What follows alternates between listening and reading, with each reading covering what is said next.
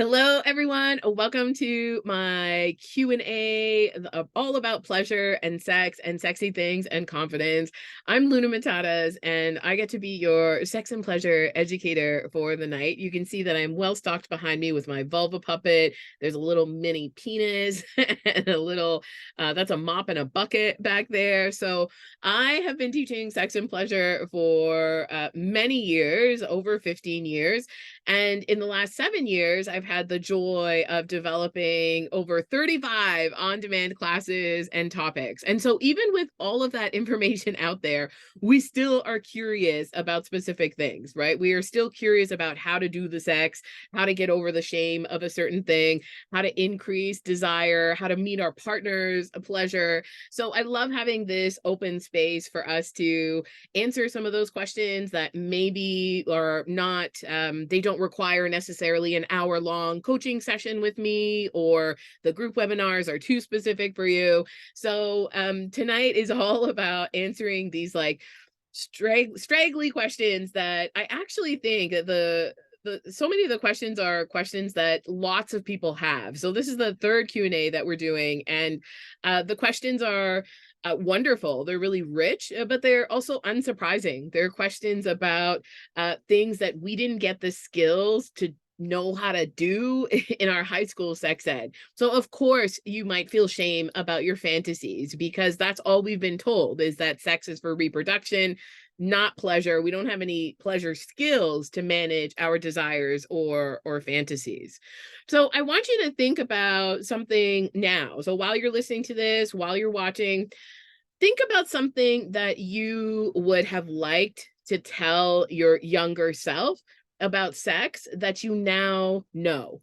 So some piece of advice or a tip or a message, an insight, an observation about sex that your younger self would have benefited from. If you want to share it in the chat, please do. I would love to read them.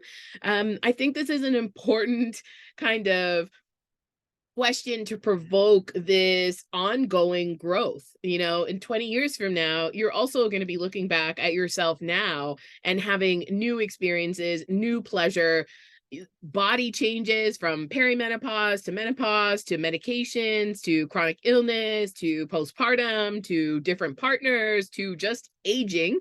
And so we're constantly coming into relationship with our erotic selves over and over again throughout the lifespan. And any kind of shame that we have has been learned.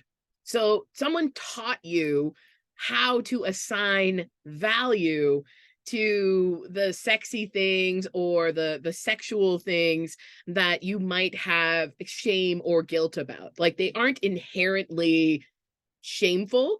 I mean, we can look at global sexuality, and different things are shameful or obscene in different contexts, right? So we are all just kind of making a social, cultural kind of value judgment around sex and pleasure and saying these things are bad and these things are good. And largely and unsurprisingly, patriarchy is painting this lovely frame of what is good and what is not good. So a lot of the systems, while we may honor them in some way, we may honor our cultures, we may honor our families, our societies, it's also driven by a lot of powerful interests that actually don't serve our pleasure. So we're going to kick patriarchy out of the bedroom in this Q&A and all Q&As. And I think that there's so much to be said about, you know, what that process looks like and how people unlearn that shame. It's not as easy as me just telling you not to feel shame about it and you won't feel shame about it. From the chat, we have worth noting that very conservative societies may sexualize bodies the most. Yeah, that's such a great point. There's so much around sexual conservatism that is actually hyper sexualized. And so a lot of times we see this even in how laws are made. We see this in how guidelines for our social systems, like justice systems or school systems, right? They're very gendered and sexualized. Dress and uniform things and punishment systems. And so we often see something that's really confusing, that we think there might be a more pious kind of morally superior way of being, but actually there's a hypersexualization, and the response to that is a conservative kind of idea of the body and of sexualities. And so we can also talk about things in sort of pre-colonial times, or in just in like different diversities of many different cultures and societies, and how they maybe had different relationships to gender, eroticism. They might have had different relationships to even just the idea of pleasure and pain that might show up differently and in different parts of the world or different times in history, right? So I love that you made that point. That's such a wonderful point.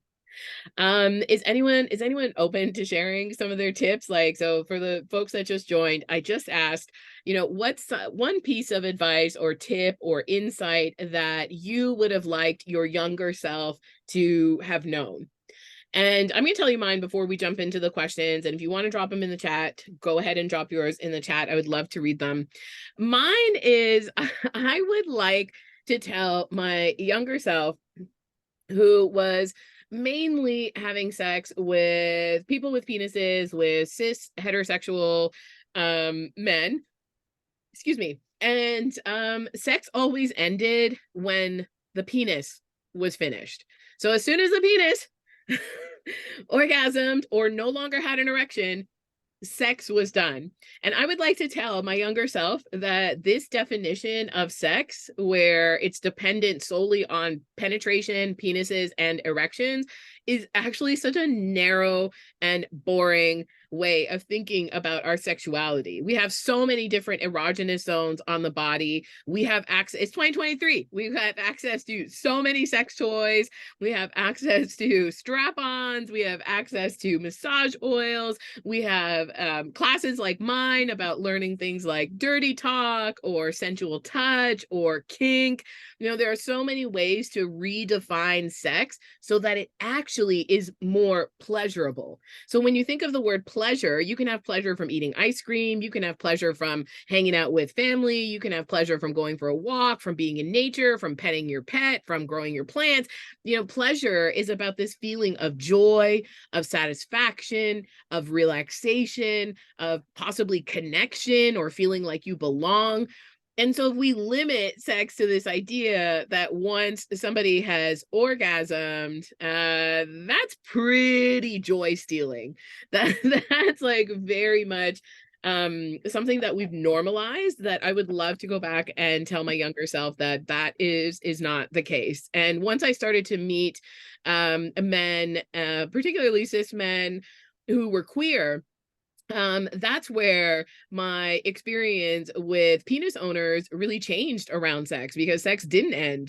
There was oral after, or there was cuddling, or there was dirty talk, or there was using a toy, or there was just focusing on me and getting me off, or there was kink. So I feel like I missed out, because I would just be like, oh, but I didn't. Oh, okay, I guess next time. I guess I'll try again next time. Um, and I think that messaging really stuck with me for a long time, and I felt even guilty that I had a problem with that type of sex, and so made myself even smaller in my sexual experiences. So I want to I'm going to go to the first question, because it kind of stems from this idea of being able to be present in our desires and what we want. And I recently taught a class that was in such high demand when I developed it a few years ago, because everyone kind of struggles with this. So this idea of getting out of your head and into your body, it's available on demand now, but I was teaching it live, and so many people had the same kinds of concerns around being able to be present in your body. Is this something that you all can relate to? Like, are there vibes around, I want to be more present in my sex? Yeah, okay. Yeah, I think this is a popular one that comes up. And even though, I taught around, I think there's like maybe 18 or 20 techniques in that class, but I still have trouble sometimes, but now I have tools that kind of help me come back into it. Someone else says, yes, porn makes us very in our heads. That is very accurate. Like, porn really occupies, especially mainstream porn, which is designed for the male gaze only. It really occupies a different part of our brain that isn't as connected and doesn't feed our senses in the way that other types of erotic stimulation might, like connecting with a partner or using your imagination or even reading erotica or listening to erotica. Different experience with that erotic input than with porn. So this first question says, what do you find is your most reliable method for staying present in your body during masturbation? Is this something that we can also relate to, or is it just partnered sex that we get kind of distracted with? I'm a yes. Okay, yeah. Yeah. Yeah, same. Sometimes I'll be masturbating and be like, now is not the time to wonder whether you have grapeseed oil in the cupboard. You can worry about that tomorrow. Like this is not helping things. Or I'll go to an argument. I'll start like thinking about something I want like to have a comeback do-over, and I'll be arguing in my head, and the vibrator will be on me and I'm not even connected to it. So it could be doing all the moves in the world and I would not be orgasming. Yes, another yes. Okay. So this person says, I'm a single female, and without that connection of skin contact of another person, I really rely on fantasy. And those fantasies are mind-based, which has me closer to falling down a thought spiral. It's true, right? You're like, let me go into my head and see what filthy things are there. But then there's all this other shit in your head, right? Yeah. Okay, you can relate to this. All right. I'm gonna finish reading what she says here. So the thought spiral. Then I get frustrated trying to find something in my Rolodex of stories that can anchor my attention. I have so been here. Adding to this difficulty is feeling that the pleasure is kind of frivolous, right? That you're being indulgent or gratuitous as you're pleasuring yourself. I often find it difficult to allow pleasure in my life for just myself. Hard relate. Yes, yes, yes. And even though no one else is in the room, I struggle to center my pleasure and keep my attention on my body. Thank you so much for your time.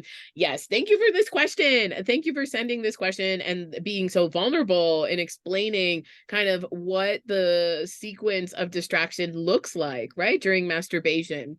So I think there's a lot in here that we can support.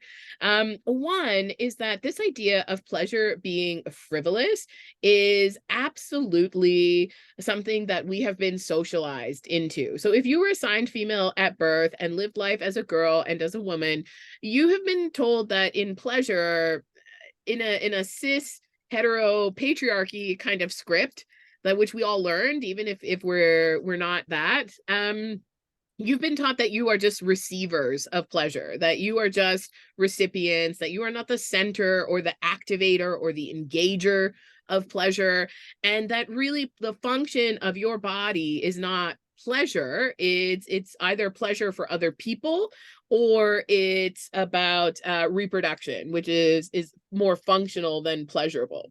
So all of these messages make us feel like pleasure is selfish. And you know what? Who cares if it is? It's your body. Your body is your specific organ of the clitoris, has no other purpose in the body other than to give pleasure that we know of. And there's something that is so interesting around pleasure feeling frivolous, because pleasure can also be about relaxation. Pleasure can be about getting to know your body, or pleasure as in masturbation. Masturbation can also be about trying to get to sleep easier or stress relief. You might need a dopamine hit. I call it procrastination. I'll be like procrastinating and I'm like, I'm going to go masturbate because that sounds like a better plan than my to-do list. So even thinking about, some of the other rewards of masturbation can help kind of round out some of that feeling of it being frivolous. You might also find that that feeling can be negotiated if you question it. So why? What have you been told about pleasure, and how does that translate to being frivolous? And so why? Like what is the consequence of that? Like a lot of times beliefs that we have around sexuality that are very strong and very powerful, there is a consequence that we have learned if we don't adhere to this particular way of sex and pleasure thinking. So have you thought that maybe there might be thoughts in this frivolous basket about that pleasure is only supposed to be with a partner, that you are supposed to just be like doing and giving and nurturing for others, and putting yourself first makes you some kind of asshole, right? Like that's what I feel a lot of times. I'm like, well, I should be doing something else, but I'm doing this thing. You might so figure out like what your values and what some of those thoughts are behind that. It might be helpful to even just like brainstorm about it. So put pleasure in the middle of a page and brainstorm all the negative and positive things that come up about it. Relationships to changing how we feel about pleasure takes time, right? So it's going to take maybe learning some new tools for when that thought comes up. It's never going to go away. I think we just live in a society that expects like fem labor and that kind of conditions some people are good for receiving and some people are like just functional. So I think like understanding that there's a gentleness that could come up from you when you feel those thoughts, and even something like, oh, you know what? Yeah, I'm so sorry that we learned that. I really wish that we had learned that pleasure is actually part of our mental health. It's part of our wellness. It's part of our joy. You're not just put on this earth to serve other people, to work and pay taxes and diet or whatever these priorities are that society tells us, right? So it's part of your joy, but it is a struggle. There is a feeling of guilt. And for some people, they find that if they make their pleasure a ritual, if they make it something that they cues like a beginning and an end, that it feels like it is contained. So it's not like you're a 24/7 masturbator, but you have this like date night with yourself. You have something that is like seductive about yourself that actually helps you like sink into the moment, which brings me to this Rolodex of fantasy and getting kind of distracted with all the things that are in your head, even though you've gone in there to look for your erotic imagination. So there's a couple of things I think that might support the focus on pleasure. There's also just like this sometimes happens. And so if it happens, it doesn't mean you're broken. It might just mean that you have a lot of stress outside of this moment. It might mean that there are things that are really bothering your nervous system. So your nervous system is not at rest. It's not ready or activated for pleasure. So one of the things you can do is before you start masturbating, before you even bring out the vibrator, before you touch your genitals, is to actually take a couple of deep breaths. Like take just a couple of like focus. You might inhale pleasure and like exhale stress, And if you've got the privacy to be able to do it, I would actually make a noise. And so if you can make a kind of noise, like a sigh that rattles your throat, that often helps our nervous system relax even deeper and quicker. So give yourself like 3 breaths or 5 breaths, whatever feels good for you, just so you can kind of come into the moment. The other thing that you might want to try is that a lot of times like going straight into fantasy feels like a sharp change. Like maybe you just brushed your teeth and you were a good adult, and then you turned off your phone and set your alarm, and now you're like, yeah, dirty shit, So you might want to try if you shower before, if you moisturize, or whatever some of your routines are before bed. If you try kind of like flirting with yourself through these routines, and that just might look like when you're in the shower, maybe you shower by candlelight. I'm a night shower, so I know this doesn't apply to everybody, but you might shower with your sexy song. You might have like something that changes the ambiance of this like mundane task that you have to do. So sometimes when I'm brushing my teeth at night, I put on like a sexy stripper song.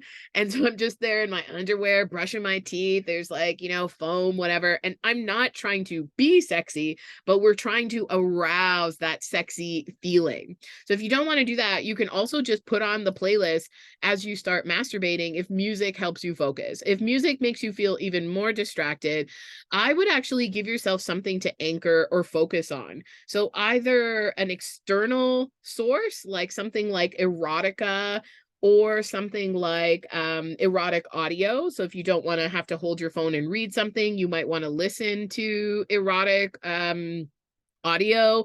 There's a new erotic app that's coming out soon. I'm doing a class for them around sexual confidence. It's called QB app. So check out like some of the sources out there for erotic stuff that isn't visual.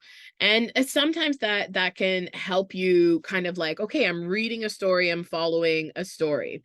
My last suggestion is that you just roll with the distraction. So when it comes up and you have to go through the Rolodex, but then there's other noise in there, that actually you pause when that distraction comes up and you give yourself a sensory anchor. I like to call them erotic anchors. So an erotic anchor might be, maybe you wiggle your toes.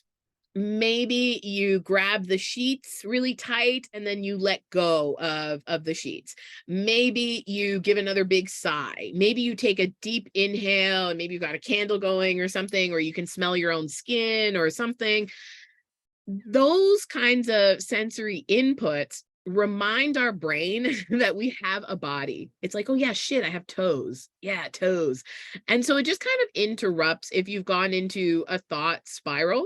That can help you get a bit more of a rhythm for your kind of like for your arousal escalator. So oftentimes we're getting aroused, let's say on a scale of 1 to 10. So we're aroused at like maybe a 1 when we start masturbating.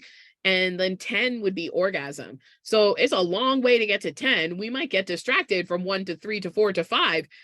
And so that actual those first few steps of arousal are the ones where you're most likely to get distracted. Because once you're relaxed, your brain starts to send those messages of blood flow to the other erogenous zones in your body, and you actually almost shift states, right? Like you shift into like a fuzzier, softer a kind of state, which might be filled with things like excitement or tension. So even anything where you are tensing a part of your body and letting it go, that might be tensing your pelvic floor and letting it go. It might be tensing your fist and letting it go, your toes and letting it go. That can sometimes bring a bit of distraction. And I have one more thing for you. One more. Sometimes it can be helpful to mix up your masturbation. So even if that means that you just turn your head to the bottom of the bed so that you're facing like kind of foot to head to foot, or you throw your pillows on the floor and you make a little love nest for yourself, or you masturbate on the bathroom floor or in the shower, that kind of like change in erotic space can also sometimes provide like a newness that excites our erotic imagination. But that was a great question. Thank you so much for submitting that. I hope those are helpful. Okay, amazing. I'm just reading some of your comments here. Okay. Mia says, yay, vagus nerve stimulation. Exactly. So your vagus nerve is so critical to your central nervous system, and activating it can just add these deep sympathetic nervous system relaxation pieces that are really hard to get access to. You can't think yourself into being more relaxed at that level. We need to use some of our animal and like physical sensory connections to the world outside of us. Giving small permission to be erotic itself can be a huge change for some people. Oh my gosh, it's so true. It's so true. So even feeling like you have permission to touch your own body can be something that feels very scary. It can feel really intimidating. even permission to be okay with the fantasies that you have. I mean, I have messed up fantasies too. Lots of people do.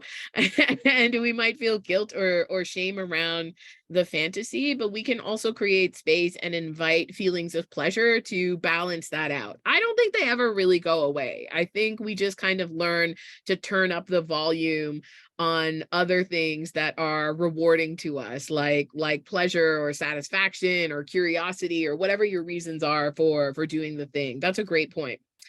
I checked out the QB app. Oh, good. I'm so glad. I'm so glad you like it so far. Yeah, it's got a unique style of reading kind of text conversations as erotica. So definitely check that out.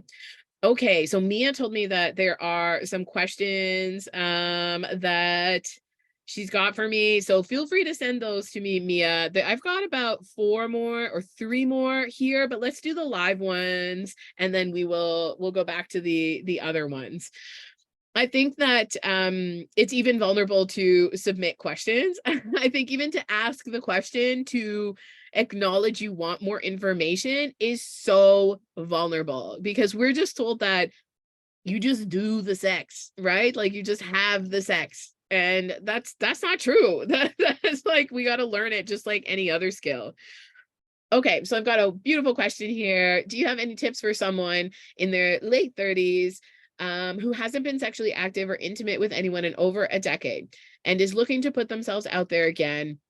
It's starting to feel like it feels like it's starting all over again. So there's a lot of uncertainty and shame. Oh, I bet. I don't even know if I remember how to kiss anymore. Never mind other things outside of self-pleasure. Ooh, great question. That's a really good one.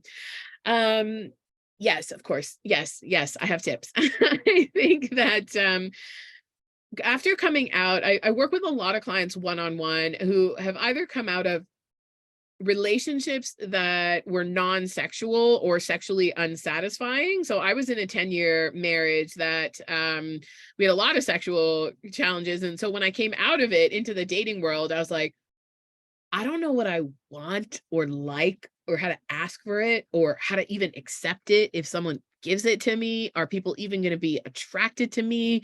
What do I say to people? How do I flirt?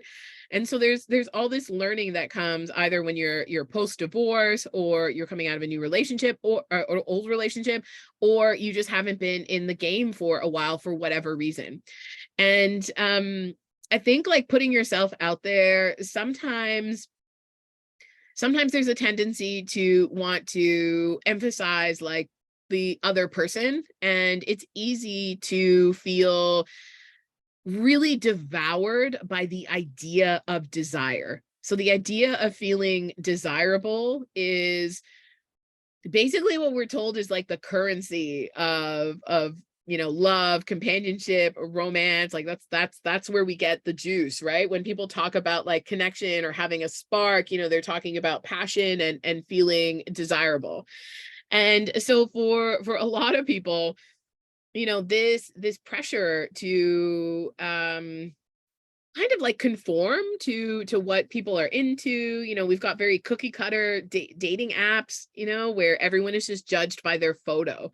And so it can be really intimidating to come into connection or sex and dating and feel that you might not fit into any of these boxes, or you don't want to play the game this way. So one thing that I would suggest that I wish I had done before I started dating, after having not dated for a long time, is I wish I had made a list about the things that are delightful for me. Like, what are the pleasure experiences, sexual and non-sexual, that are going to be delightful for you? So is that, going to the movies with someone? Is that discovering a new hobby with someone? Is that developing an intimate connection and having long talks? Is that, getting your butt eaten? Is that, playing with kink? Is that, just having like a bunch of casual partners? Is this poly? Is this, so I would ask yourself about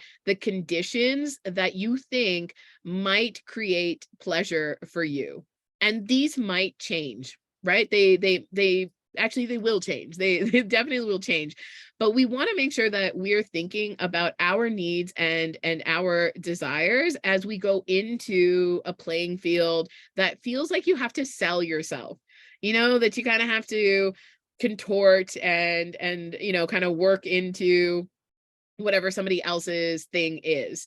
And the other thing that I would do some self-thinking about, or just some like meditating on, or clarification on, is what are your deal breakers? What are your boundaries?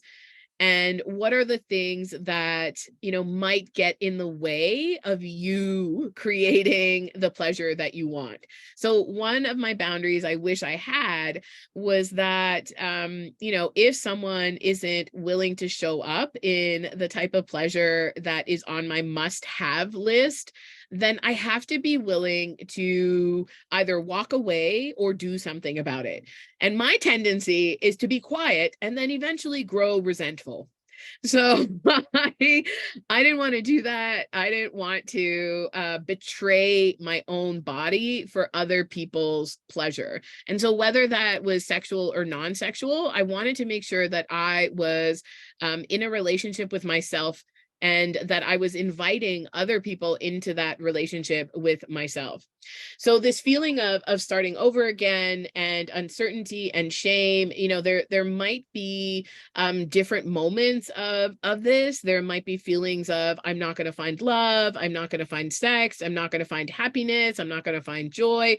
And you might want to anchor all of those things in that something's wrong with you. The kind of the field that you're going into, this dating and relationships field, there will be a certain amount of rejection. People are also going to be asserting their own boundaries. So making sure that you have ways that you're also dating yourself and giving yourself fun and pleasure, and taking breaks if you notice any feelings of like desperation, or that's the big one for me that comes up. I start feeling like, no, there must be someone here that's good, and then I'm swiping. So if I feel obsessed or desperate, I have to take a break from the dating apps. So it might be helpful to even keep like a little, dating feels journal or relationship feels journal, so that those feelings don't have to stay inside of you, and they don't have to be isolated in your experience. And I think I love that you said, I don't even remember how to kiss anymore, or how to do things outside of self-pleasure. I think, it's actually okay to say that to people. It's okay to say, hey, you know what? I've been out of the game for a really long time. And so I would love to kind of take things slow, because I'm going to be relearning my body at the same time you're learning my body, and I'm learning your body. So I'm still figuring things out. But here's what I know that I kind of like. I kind of like soft kisses. I like slow kisses. I like wet kisses, deep kisses, tonguey kisses, whatever you remember that you thought was, sort of like your jam, like the thing that you want to do, the thing that feels most like your brand of kissing. You could also say to someone, hey, like, would you be down to, learn a skill together? I'm really curious about bondage, or I'm curious about this. So even thinking about like, what are your connection points for someone? What are you offering someone? What do you want someone to offer you? That's a great place to start. And then there's going to be the stuff about like, if you're doing online dating, how to set up your profile, how to, what do you write in your profile? Those kinds of things are going to be a bit more work and require maybe some support, asking friends who are online dating. I often have people coming to my one-on-one sessions specifically to like, we write a profile together. We like talk about like what photos, because how do you know? Like, how would you know how to do these things? That's a great question. Thank you for sharing that one. That one's super vulnerable too. All right. I am going to learning to flirt for the clueless would be a very welcome class. Oh my God, yes. If only I knew how to flirt. So I can't teach that class, but I think Marla might teach a class. So look up Velvet Lips sex ed. I think my lovely buddy Marla is really good at flirting. I am not. I am tapping out at flirting. that's my hard boundary. Is like, no, I'm just super friendly and smiley. I don't know how to do any flirting, and I never notice when anyone's flirting with me. So I want to take this class. If you take Marla's class and it's great, I want to take it too. All right. If you're very inexperienced, you may not even realize that what the boundaries are till you are face to face with them. 100%. Yeah, I didn't know a lot of my boundaries until I crossed them or somebody crossed them. And I was like, damn, that didn't feel good. So even just like observing, what's growing when you're talking to someone instead of like, where's it going? What's growing in you? Is it insecurity? Is it jealousy? Is it, you're not feeling good enough? Or is it feeling seen and listened to and having fun and kindness or empathy? Like, pay attention to what's happening in you as you interact with potential relationship people or dates. Okay, we got another question. Keep them coming. We still have 45 minutes, and I've got 3 other questions that were submitted, and then yours here. So next question is, I am a cis female. I am always in the mood for sex, but my husband isn't. We go long periods of time with no sex. How can I get him to want it more? Oh my God, I can so relate to this. My ex-husband also had a very lowered interest in sex. And the last year of our 10-year marriage, we were completely sexless. And it was really, really hard for me. I'm sure it was really hard for him too, but we didn't have a lot of communication, so I don't really know. But it was hard for me in that I started to feel like I'm not desired. I'm like not, someone doesn't want to like be with me, and yet we're right here. So where else am I going to go? Because we were monogamous. I started to feel shame around my drive or my interest in sex, that it was too high or something. And I would even go to classes. I would go take like a PJ class and come home and be like, look, I have 45 new things to try. And there was just no interest. So I also felt that I was trying a lot, and that trying sometimes just like wears you down. It doesn't feel fun anymore. It feels forced. You worry about being met with rejection all the time. And so definitely, it's something that has an impact.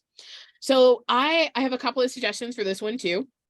I think one is, talking with him about what the source of the lack of desire is. Is he very stressed at work? Is he physically stressed?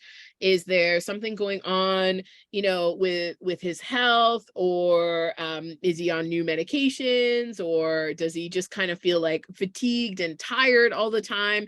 Because a lot of those things can contribute to feeling no drive or no interest in sex. If he's feeling a certain way about his body, if he has like hair in a place he doesn't like it, or he wishes there was hair in a place that there isn't, if he worries about, erections being as strong or as hard as they were at other times in your relationship, these are all things that can create a performance anxiety about sex and then kind of kill the drive for some people. So it might feel like there are all these invisible barriers that he may not be aware of either. I don't think my ex-husband was aware of any of these things, and neither of us had this kind of analysis or self-awareness of what was going on. And there might be something that he wants to share, and there might be nothing. There might be just kind of a like, no, I just don't have as much interest as you do. So if that's the case, you could also suggest, or actually you could also suggest, really being able to expand your idea of sex. So you might say, babe, I know that you're not as horny as I am, but I would love to connect with you kind of like in other erotic ways. Would you be open to talking about what that might look like? And that's a no pressure, no obligation thing, because your partner might not be interested in having the same kind of sex that you're having, but they might be interested in naked cuddling. They might be interested in mutual masturbation.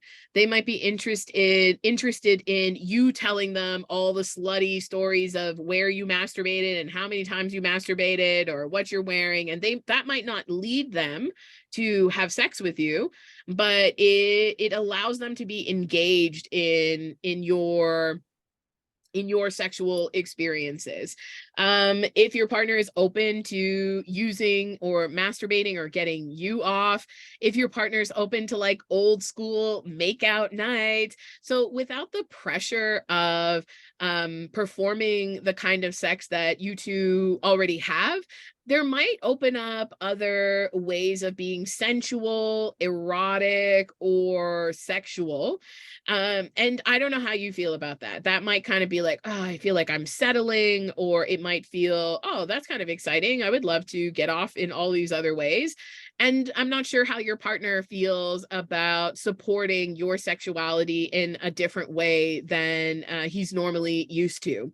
The other thing you might consider at some point is, how do you all feel? How do you two feel about monogamish relationships or non-monogamy?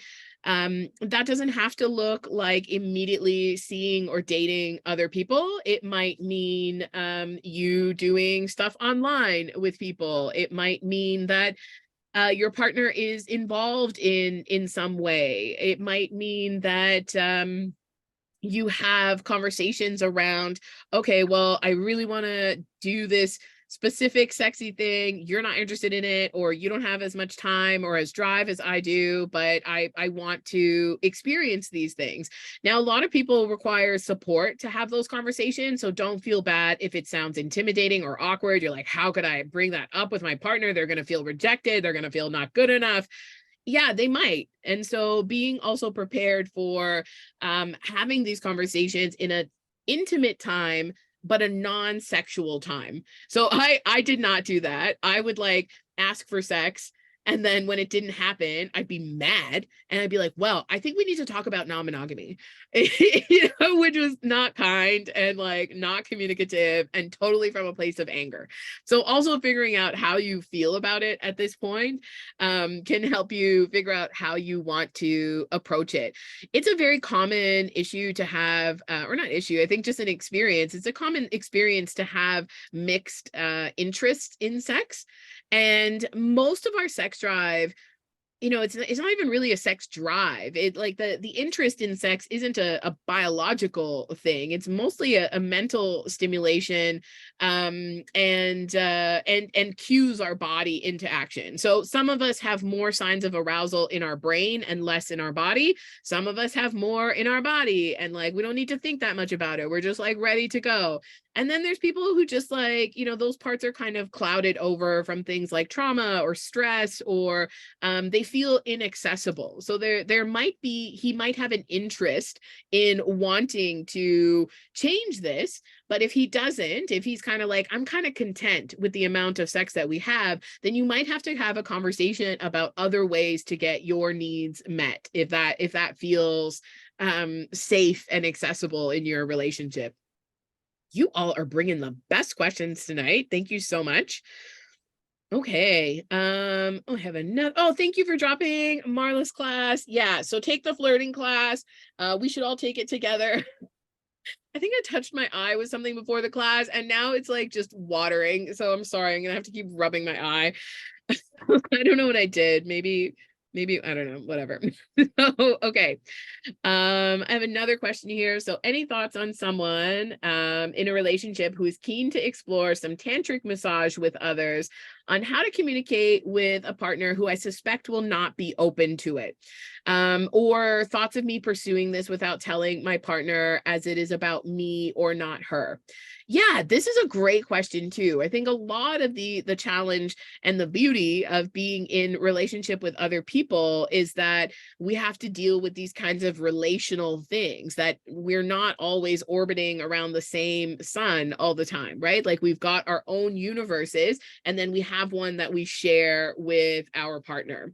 So the first part, so if you're like, yeah, I want to do tantric massage with other people, and you suspect your partner might not be open to it, I think the question I would have for you if we were working one-on-one is, what brings you that suspicion? So has there been other instances where you've brought it up or you've alluded to it, or your partner has said something about, like, no, I could never do non-monogamy. You might feel, your partner, that they're jealous. I think that getting confirmation of some of these ideas is a really respectful way to go about this. If you're in a committed, I'm assuming, like, monogamous relationship, and you care about maintaining the integrity of the relationship. So if you do, then I think that the vulnerable thing and the hard thing and the risking upsetting someone thing is the thing that actually clears a path that feels consensual and that doesn't have a lot of obligation, because sometimes people will say yes to things and they're just doing it because they know you really want it. They're not happy with it, but they feel kind of pressured, or like, because they're worried you're going to leave. So that's not consensual. That's a power dynamic there, right? I've definitely been in that situation with non-monogamy, when I didn't have any communication skills, and I put people in positions where I think it felt like pressure for them, and so they kind of acquiesced into non-monogamy. And I've been that person too. I've been like, yeah, I guess so, like, I don't really want this. And so remembering that you can always co-create something that works for you, that isn't the first iteration of the thing that you try. So the first time that you talk about this, it might be really bumpy, it might be kind of crunchy, and there might be some feels about it. If there is an environment where you can keep that communication open, and you can say, okay, yeah, like, there's no rush.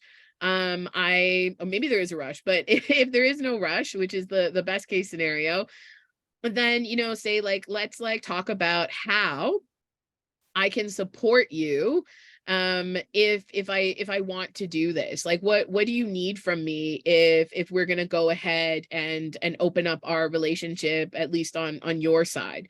And that question, instead of asking, permission to do something, you're asking about, like, support. So this is something you want and need, and what's the support there? Now, there's no one answer to this. I think that if I was in a dynamic where someone really wasn't into something, yeah, I would also have the option of, I don't want to, do I want this thing as badly as I want to upset this person? So there's some really human kind of feels around this. It's going to sound very sterile in the advice that I'm giving, but it's also taking into context, like, your communication styles, the way that you trust or know your partner. You might consider bringing in a coach or a therapist or somebody to facilitate that conversation.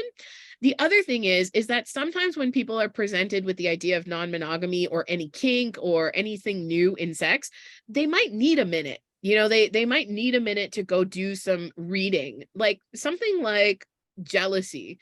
Jealousy is a natural human emotion. So yeah, people who are in non-monogamous relationships, they get jealous still. That exists in monogamy and non-monogamy. So we have to kind of account for that. Someone might have reactions that are pretty normal to things that they're not sure about, they haven't read about, they don't have any tools to manage. So depending on how you're willing or able or interested in showing up for your partner, you can do that learning together. Like, maybe you suggest, can we do a little, like, non-monogamy book club? Can we take a poly class? Marla also has non-monogamy classes. I feel like this is my Marla Celebrate show. But yeah, you can also do that learning together and support each other. And I forgot the last part of the question. Or thoughts about me pursuing this without telling my partner, as it's about you and not her. Yeah, I think that's a fair question. And it is about your desires. It's about how you want to pursue your eroticism and your sexuality. But it is also about the relationship that you've committed to and that you both consented to, a monogamous relationship. So if those conditions are changing, then the ethical thing to do is is to find a way to talk to your partner about it. Of course, people are doing unethical things all over the place. So, you do you and figure out like what works. But the challenge is that you might be missing an opportunity. I mean, there's a lot of times these conversations can open up intimacy. They can open up, actually decision making that is ethical and respectful for both people, right? I think there's many kinds of different feels that show up when you start to have this conversation, and also talking about it from baby steps. You might say like tantric massage might sound way too intense. It might sound too big, or it might sound like too scary. So maybe it's something like, yeah, I want to give like non-sexual massages to people, or I want to take a tantric class and I might be paired up with somebody. How do you feel about that stuff? Or even learning about tantric stuff together, even if your partner's not going to do it, but at least like they can understand that you're trying to access, sort of spiritual or divine or like altered states through this. And it might be different than the kinds of sex that they're imagining you having with all kinds of people. Okay, I hope that was helpful. Okay, you're so welcome. You're so welcome. This person is just thanking me and like chatting about, yeah, sometimes we have partners that are very conservative. My ex-husband was not as open, like nowhere near as open as I was. So these conversations were not as seen on TV. They weren't like neat and tidy, and we didn't seek out support. We didn't have any guidance. So I think it's great you're here asking that question, and also considering the consequences of your actions, right? Like sometimes bringing these things up causes a challenge or a problem in a relationship. If you choose to do more unethical things, those also have consequences. And so there's no real easy choice about what you decide to do, because this is all vulnerable. This is all intimacy. This is not just like bumping uglies. Like we're actually talking about, co-creating pleasure that is mutually beneficial for everyone that we're in relationship with. Okay, fabulous. Keep them coming. I am going to take one from our submitted or questions here. Okay, how do you focus on your own pleasure during partnered play? I have never felt pleasure with a partner, but I feel it during solo play just fine. How many people can relate to this? Is this one a thing? Is this one something that we can also identify with? Every time I go to bachelorette parties, I goddamn love bachelorette parties. They are so fun. And I'm always just happy to wave my dicks around, it's great. But every time I go to bachelorette parties, this question in some form or another kind of comes up. So it might and they'll never really say like, oh, like how do I focus on my own pleasure, but they'll talk about how do we get through sex faster, or like how do I get him to come faster. So you can hear that there's like not a lot of pleasure happening in a lot of people's bedrooms.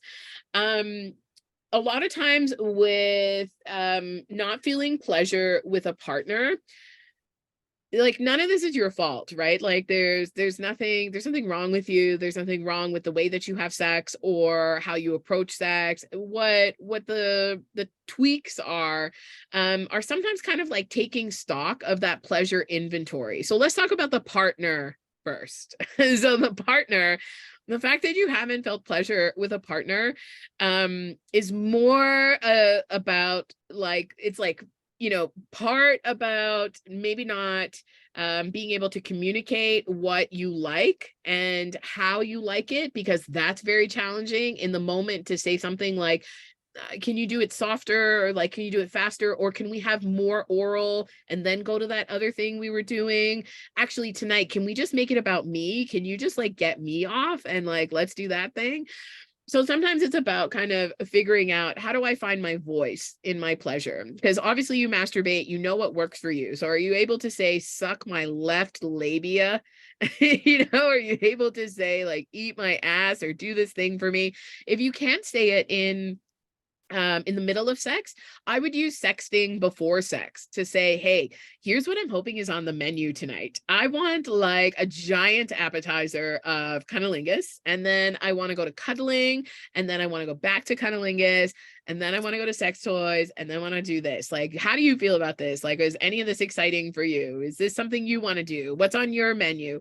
And so having those conversations ahead of time, I find helps me stand in my needs, because I want to abandon my needs at every point. And so by actually putting it out in when I'm in a sober, non-erotic kind of state, and I can say, hey, these are the things that get me off the most. These are the things that are most exciting for me. That can often help me feel like it's okay to show up in my pleasure. The other thing about a partner is that your partner may not care about your pleasure. So I have definitely had a shit ton of partners that did not care about my pleasure. So whenever I teach consent to young people, I always tell them that consent is not cover your ass consent. It's not that no means no and yes means yes, because that's actually not true. The way that I teach consent is that it's about pleasure.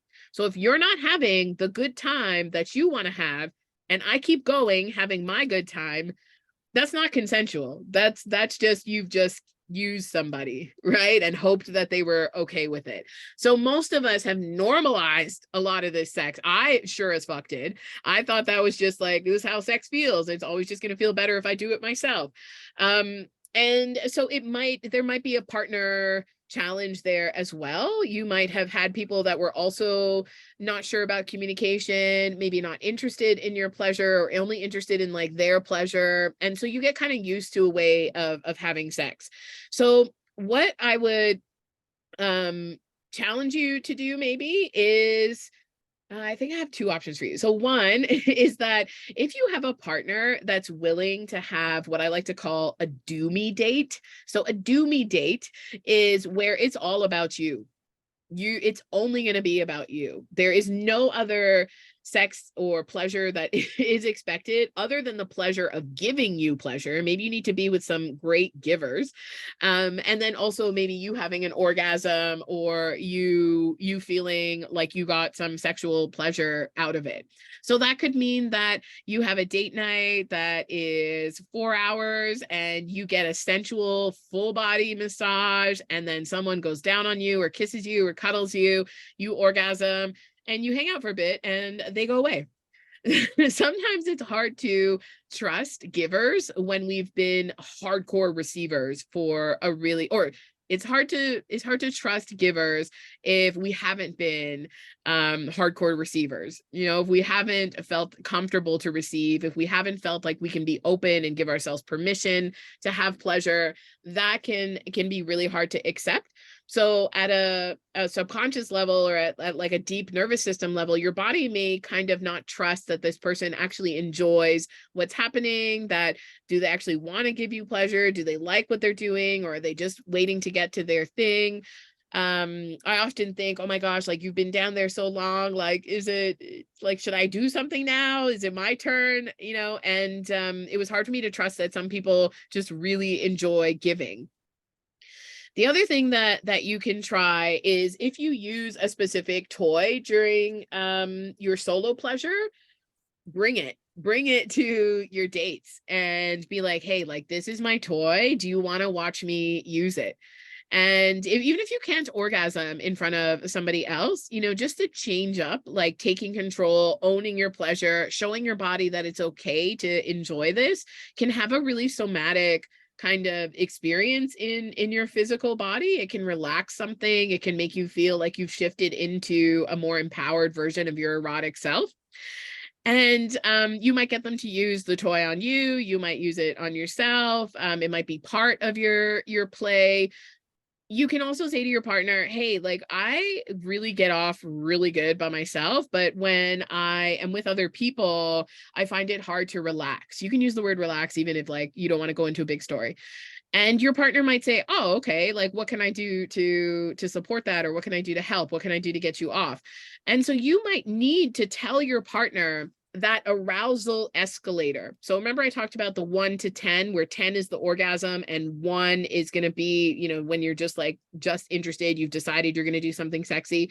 So for most people, it can take like anywhere from like 20 minutes to 40 minutes to reach full body arousal. And that full body arousal means like erogenous zones are activated, head is in the game, you know, skin is flushed, like things are flowing. We've got like signs of arousal. And so the pleasure isn't as hard to get to because it's like bubbling at the surface. But I mean, most people are having sex for like what, 15 minutes, like 20 minutes. So we're not getting to full body arousal. So you might want to extend the beginning of sex or the things that you like the most. So kissing and oral and nipple play, they don't have to just be pre-penetration activities if penetration is something that you do. They can be activities that are like the main course. They can come before or after penetration. So mix up the order of things and see if that helps, because your arousal might be higher during oral or kissing. You might be at like a 6 or a 7, but it takes you a while to warm up there. So I don't think there's anything, unless you're dealing with like pain during sex or something physical. A lot of this challenge about orgasming with a partner, it sometimes boils down to performance anxiety in one of these forms, right? So either in your body takes longer than you need, you know, or when you're by yourself, you're not worried about, do you look cute while you're, you know, going down on someone? You're not worried about, am I going to fart in their face? You're not worried about your sweat. You're not worried about their pleasure. So when you're masturbating, your mind and your body are all your own. And so when you're sharing them with someone else, we sometimes have to give them like a very clear roadmap. And for some people that feels bossy, that feels dominant, but it's actually communicative. It's about saying, hey, here are the ways you can pleasure me. And a partner that cares about your pleasure is going to say, oh my God, thank you for the feedback. That's what I would say. I'd be like, it is so hot. You know what you like. Like, give me the list, right? So, you know, having, even asking your partner, like starting that conversation about, hey, like, what are your top favorite sexy things? Like, what gets you the most going? And they say whatever. And then you say, oh my gosh, yeah, for me, these are my top like sexy things. This is what pushes me over the edge. This is what's going to make me come all over your face. Okay, so I hope that had some good tips for you to try. Oh, thank you, Mia, for dropping that. Yeah, there's the first 2 Q&As on there. And we're also going to be giving you a special discount code so that you can access any of my 35 on-demand classes for 30% off. So Mia will drop that at the end of the class. Okay, damn, that sounds amazing and like a unicorn. Yeah, seriously. All right. I have 2 more here. So if there's any more that you want me to answer live, please feel free to drop those in the chat because we've got another 20 minutes or so.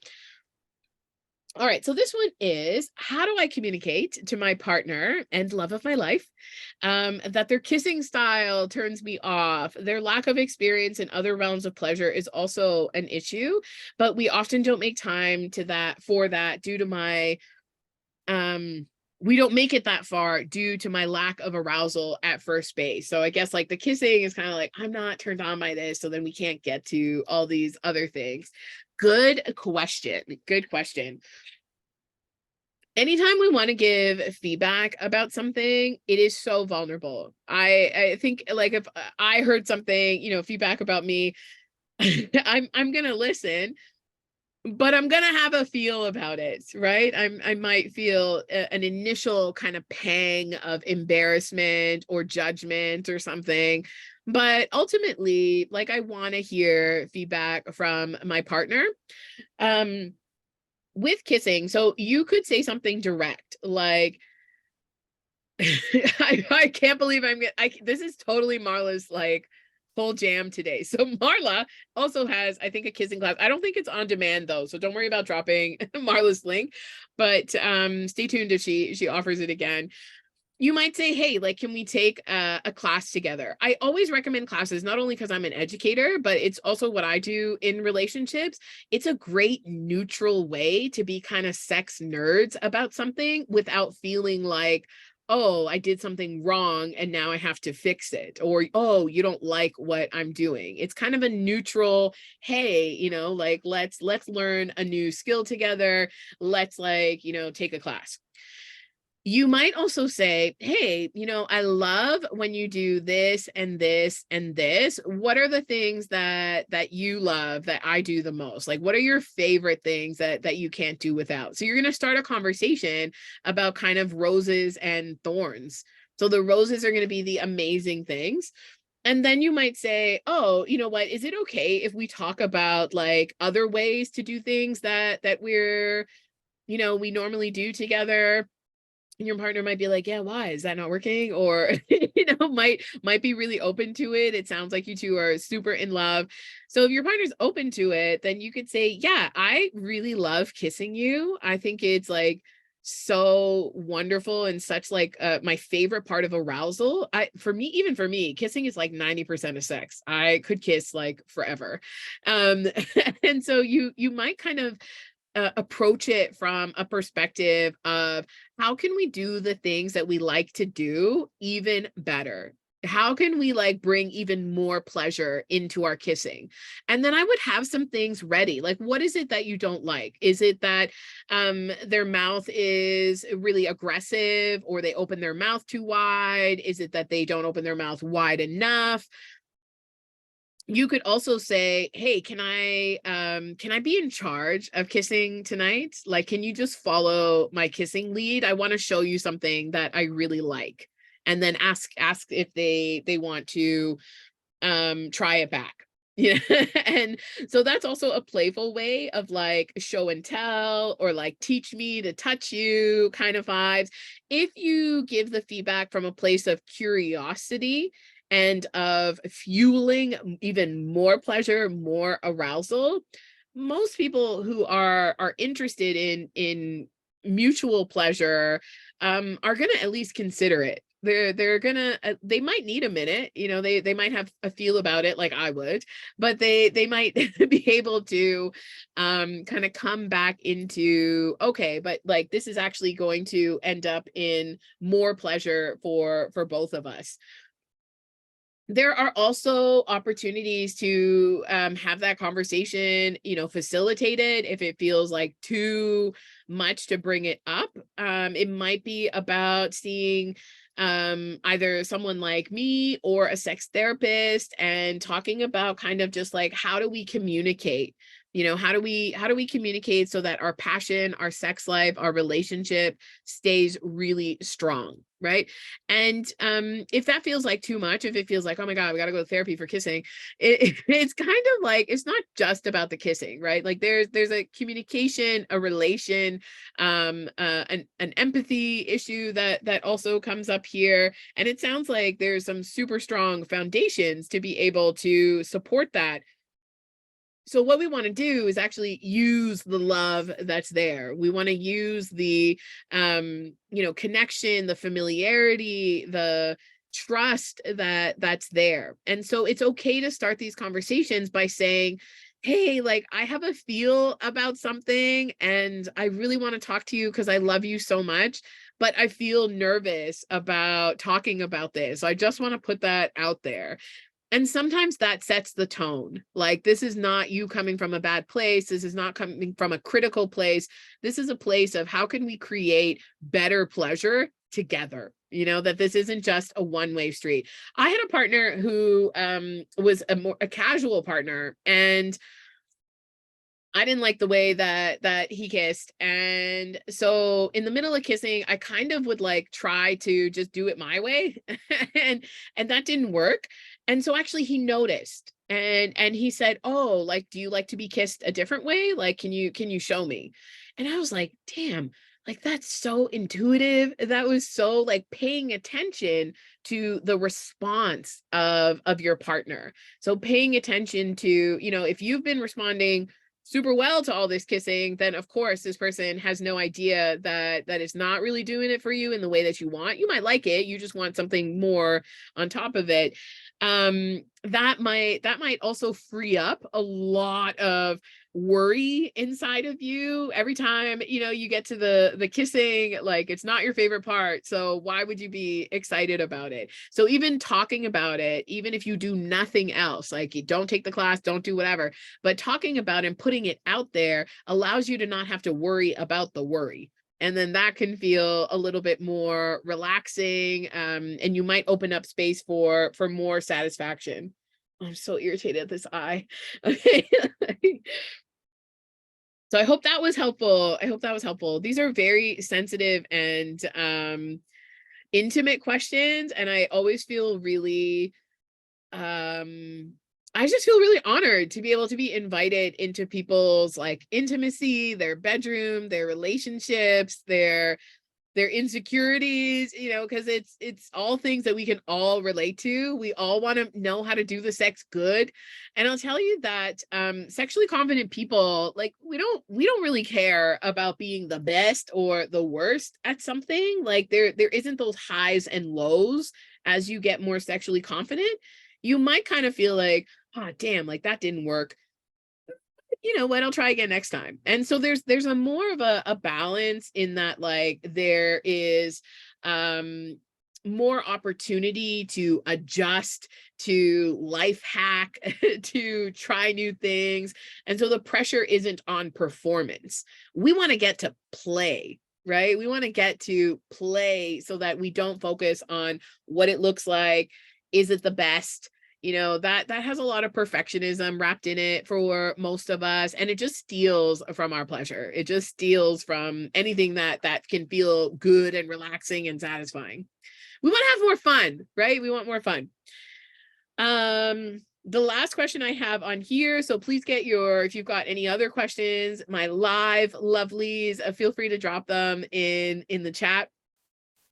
This one is one I totally have dealt with. How can I stop the guilt and shame I feel after a kink session? So a kink session might be a specific kinky activity that you're doing. It might be seeing a professional dominatrix. It might be seeing a kinky partner. It might be going to a kinky party. It might be doing self-kink. So maybe you do things like dress up for yourself, or you self-collar or self-tie, or you go in chat rooms, or you engage in kink, whatever it means. For lots of people, we feel guilt around desires that are not affirmed by society as normal. So we may assign value to these interests, fantasies, and activities that, sort of stigmatizes ourselves in that not normal category. So normal sex changes depending on who you ask all over the world, society, cultures, like whatever normal sex is, sexual orientations, gender, like, there's so many different diverse understandings of what sex is. When we think about kink and it being outside of that definition, there's already an automatic othering, an isolation. It might be comfortable to say, oh yeah, I had sex with my wife last night, but is it comfortable to say, oh yeah, I visited the dominatrix on the weekend, or oh yeah, I self-tied myself and it felt really meditative? That it's not conversation that we typically have. And so that can feel intimidating when we actually enjoy it, but we have these conflicted feelings about it. So what I would do is I would actually suggest rituals to begin and end your kink session, because the beauty of kink is that we're actually creating a container, right? We're creating like a little box. And that box has things like boundaries, our fantasies, the conditions for our pleasure, the things we like, aftercare ideas, consent, right? So we got that little box. And we want to say, when we're going to step into that box, we're going to create a ritual. And when we step out of that box, we're going to create a ritual. So it helps your kink stay in the place where you left it, in the place where you have, clearly thought out, consensual, engaged, activities and ideas that you are happy and pleasurable with. And it's only when we come out of that space, then we feel the shame, because we often have to suspend some of our moral ethics and values that we have as humans in everyday life. We have to suspend some of that in order to go into this container, and we leave it kind of out here, right? So if you're playing with things like power exchange, we're playing with dominance and submission in our day-to-day life. We are hoping that we are an equitable, equal world, right? We're not, but that's kind of the moral values and ethics that we are guided by. So in this container, if you create a clear opening and a clear end, it can help signify that you are leaving this space now, you are going back to other you. Kink inevitably allows us and facilitates access to a lot of our shadow side. So those uncomfortable, often taboo, some people call them dark feelings, where we might not want to engage in those feelings outside of a kinky space. So think about things like fear. Think about things like daddy role play. Think about things like humiliation or degradation. These are things that are not considered positive things outside of a kinky space. But in kink, we're redefining what those feelings look like and how they play out, and we're controlling them. So creating the beginning and ending ritual. And then the other thing I would do is, if you're doing this with a regular partner, I would give them the opportunity to give you some erotic empathy. So they might also have shame that they need a space to talk about. So if it's accessible, talking with your partner and just saying, hey, I love what we do, but I often feel shame and guilt after it. So I just kind of wanted to put that out there.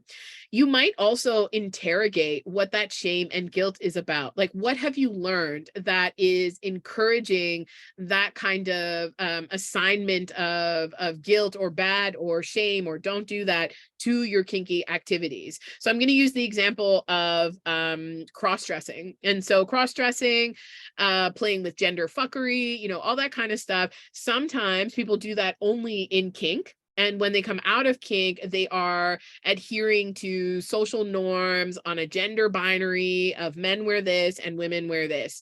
And so it might feel, the guilt might feel that you are betraying, masculinity. You are betraying people who love you for being masculine. You are now you are assigning yourself all of the terrible things that patriarchy has told you about being feminine. So interrogating some of the why you feel guilty can often give you answers that can actually turn into affirmations. And so you might have a specific saying that you say to yourself when guilt comes up. So if guilt comes up and says, you know what, you are a pervert, you might say, I'm so sorry that we learned shame about our desires, but I'm showing up in my pleasure with love for myself and with kindness for myself. Yours might be shorter. Your affirmation might be like, fuck you, shame. I don't know. Like, my affirmation is always, I'm beautiful, I'm enough, and I have everything I need. So whatever's happening in this moment is not stealing from anything that I need to thrive and survive. This is just a moment, and moments are messy. So I hope that's helpful for that one. I think that's one that a lot of people relate to, because in my sexual confidence class, we talk about three big areas where people have a lot of lack of confidence, and usually body shame, shame around desires, and feeling kind of like you can't show up in your pleasure in the way that you want because of something you learned. Those are usually things that are pretty common for people. And then of course there's people who feel guilt even after things like blowjobs or oral, things that we would consider normal sex, but they feel guilty about either having pleasure, giving pleasure, or the style of pleasure that they're giving. Which reminds me, I have a blowjob class coming up at the end of May. So Mia's going to drop all those. I think Mia's already been dropping those links for you, but you can find my upcoming classes and my 35 on-demand classes on my site. So you don't have to worry. They are all there for you when you're ready. Okay, so I am going to, there's one more question here. Okay, so I'm an intact male. I feel self-conscious because it's not common in the US. Should I bring that up when dating or just let things happen? I've been in more long-term relationships, but dating and unsure if I should give warning. This is a great question. So by intact, I'm thinking you're meaning you're not circumcised, so you still have your foreskin. And okay, great. So with foreskin, it makes sense that you would feel or like self-conscious about it, because what do we see in porn? All we see is cut dick in porn, right? So there's this also social normalization around, which penises are normal, and then we also see vulvas that only have very tiny labias, and they're not discolored, or they don't have pimples, or they don't have pubic hair. So there's lots of things that we might feel are automatically unattractive or confusing for people. So I used to tell my dates, I'd be like, look, I have pubes. So if you don't like that, like, I'm a grown ass mammal. So yeah, and this was specifically when I was looking for sex. So I would say things that I had experiences where people rejected me, during sex, because I had pubes or something. So I want to say that this is totally up to you how you handle it. There's no like right or better way. If you feel comfortable when the conversation turns sexual, if you say, hey, like, is there anything that you want me to know about your body, your sexual history? When you're having that conversation about sexually transmitted infections or birth control or the types of sexy activities you want to do, you might say, I'm uncut, and so some people in the past have had a problem with it, but I love my body, or whatever you want to say. So I just wanted to give you a heads up. I mean, presumably by the point that you're talking about sex, you would hope that people wouldn't be kind of being like, oh my God, no, foreskin. But it has absolutely happened to me where I haven't mentioned pubes, and I've been having, this has only happened with cis men for sure. So I've only gotten to like the taking off your clothes part or something. And I distinctly remember one person said to me, one dude said, well, I don't want to get like, I don't like hair in my food. And I was like, go home. Like, just go home. I can do this better myself. And so I had this thing. And I also, I have a similar challenge with, I have psoriasis on my skin. So I have like markings. And when it's flaring like it is now, sometimes I would tell people ahead of time, like, hey, just so you know, my skin's like pretty scarred from the skin condition. It's not contagious, but I feel pretty self-conscious about it. And that actually also gave me like a telltale about what kind of like person this person was. If they responded with like, oh, like, no big deal, like, thanks for telling me, or if they kind of say, ew, like, how do you, ew, then that could also give me information. So it's okay to be vulnerable about disclosing and saying like, hey, this is just something I feel self-conscious about, and that's okay. I think it's unrealistic to I mean, dating is so shallow. Dating is like very shallow. It or like set up to be shallow, right? It's set up to be like, just look at pictures, just look at bodies. And that's not true. Like, we're so much more than that. And actually, uncut penises have more sensitivity because their nerve endings are more intact, because they're not rubbing against underwear all day. So they have a bit more sensitivity to touch, and they have natural lubrication. So I think a lot of times people are intimidated by uncut penises because they've never had experiences with them, and they've only seen cut penises in porn or in person. And so it just kind of is like a, what do I do with it? So you might also take the lead by telling someone, hey, here's how I like to be touched. Like, here's how to pull my foreskin back. Here's how to stroke me. Here's how to blow me. Please feel free to tell me about you. Like, tell me how to go down on you. Tell me what to do for you. You might be the person that gets to lead a lot of these conversations and opening them up. Oh, I'm so glad you like that one, Mia. Yeah, I feel I've used that one a lot in threesome bathrooms. Like, I've been like, I'd leave a threesome and be like, I'm feeling so jealous, and I would do that. Okay, there's one more question. I'm gonna actually Okay, this one's actually a really big question. I'm not sure I can answer it. Even if we had time, I don't know if it's a question I can answer. I'm going to speak to it generally, but I don't think I can give you a solid answer. So, my last partner was abusive, and now I struggle to initiate sex even when I want to,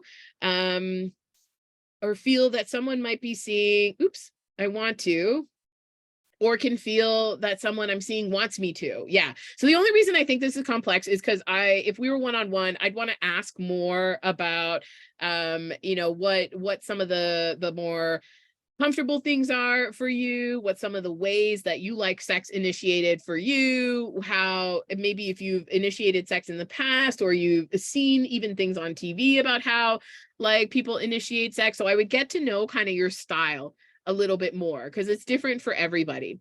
But I think this challenge about having coming from an abusive relationship and probably not feeling empowered in your sexuality, not feeling like you're empowered in your desire, there's two things that sometimes go on for people. So one is that we don't want to feel like we are the abusive partner. We don't want to ever feel like we are pressuring people for sex, or we're bothering people for sex. And the second thing that can happen is that we feel, that if we use our voice in a way that's actually undesirable, that it's not sexy to initiate sex, that it's gonna actually change something about us that we think is attractive. So for example, if you're in a dynamic where you are the person that kind of like gets chased, and you're the person that, that might be like your kind of image in this dynamic. And so to change that to be the more assertive one, might feel that you're losing a sense of, or a way of being. So I, number one, would say to your partner, or like whoever you're seeing, hey, like I really love initiating sex. I just get kind of in my head about it. And, are there ways that you like sex to be initiated? Like, do you like me to touch you? Do you like me to text you? Do you want me to say something dirty? You can get information from a partner. The other thing that you can do is, if you feel shy about it in a conversation way, or like when you're with a partner, you might try doing it over text or voice message, so that you can actually have some time to think and pause, and you have a sense of control. Because a lot of times when we're in abusive relationships, we have lost that sense of control. We've lost our sense of self, our sense of identity. And it can feel like, like we're a shell. So how's this shell gonna like initiate the sexy thing? But we can kind of take baby steps to reclaim that. So you might initiate sex that doesn't jump directly to like nakedness. So maybe you initiate sex with like, babe, you look so cute over there. Like, can I give you a massage? Is that something you're up for right now? It can go somewhere. It doesn't need to go anywhere, but I would love to give you some, physical pleasure. Or you smell so good. Can I give your neck a kiss? Can I get in there and like sniff you? You smell amazing. So you might do these kinds of breadcrumb things that are showing interest in sex. And so then by time you've done a couple of them, you might feel like, okay, like I want to say like, let's move this to the bedroom, or I want to cue that we're going to do the sexy thing tonight. Oh, thank you, Mia. Thank you for dropping all of that. Yes, yes, absolutely. Go check out all the things. I was coming to Philadelphia, but we actually have moved Kinky Tapas, which is our 3-day kink skills intensive. We moved it to Portland. So we're coming to Portland, Marla and I, in October. And I've got some new classes coming up. I'm about to add a strap-on play class for June. So if you're interested in strap-on play, go there. And for the next Q&A, there'll be another one in June. So you will have the link again to be able to submit questions ahead of time. And if you missed the first part of this Q&A, don't worry. We're going to send you the link to my YouTube, and it'll be up on there in a couple of days, and you'll have access to it. If you have any feedback about the Q&A, this is something new that I started this year. So please feel free to drop me a note. You've got some feedback stuff there. Yeah, there you go. go. Thank you. Thank you, Mia. And that discount code expires next week. So feel free to use it on any one of my on-demand classes. Oh my God. Even just go look. If you've never looked at my library, sometimes I go and look and I'm like, how are there this many classes? Like, how did I, get all these classes up here? But also, how did I do all the things? Like, I don't teach anything that I don't do. So whatever you want to take that to me, just think about that. But I'm really happy for all the questions that we had tonight. Your energy here was amazing. Thank you for being here live. And these questions were fantastic. They are so deep, they're so complex, and they're so relatable. They're so relatable to us. Oh, you are so welcome. It's I'm going to read some of the comments. So it says, thank you so much. I feel affirmed that my search and needs around pleasure and consent are valid. 100%. I hope that you always leave any experience with me feeling that. I think that's my biggest thread in all these 35 different classes. The whole thread is I want you to find the pleasure that is good for you and then co-create it with however you want, with yourself, with partners, with toys, whatever you want to do, but that it doesn't have to look like anyone else's pleasure to be valid. So I'm so glad that's your takeaway. Oh, Mia, you're amazing. Mia's been to so many of my classes. Thank you so much for that.